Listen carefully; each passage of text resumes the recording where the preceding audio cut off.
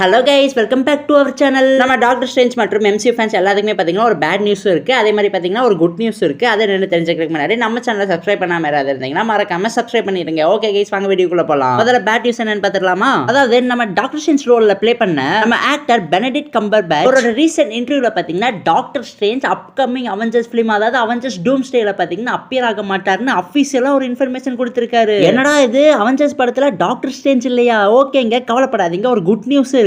அதாவது doctor strange பாத்தீங்கன்னா Avengers டூம்ஸ்டேல வர மாட்டாருனாலும் நம்ம அவெஞ்சர்ஸ் சீக்ரெட் வார்ஸ்ல பாத்தீங்கன்னா கண்டிப்பா வருவாராம். அதே மாதிரி கைஸ், நம்ம எல்லாத்துக்குமே ஒரு கேள்வி இருந்துகிட்டே இருந்துச்சு, டாக்டர் ஸ்ட்ரேஞ்ச் 3 வருமா வராதா? அதை பத்தியும் பாத்தீங்கன்னா ஆபீஷியலா கிளாரிஃபை பண்ணிருக்காரு. அதாவது டாக்டர் ஸ்ட்ரேஞ்ச் 3 படம் பாத்தீங்கன்னா கன்ஃபார்மா வர போகுதாங்க.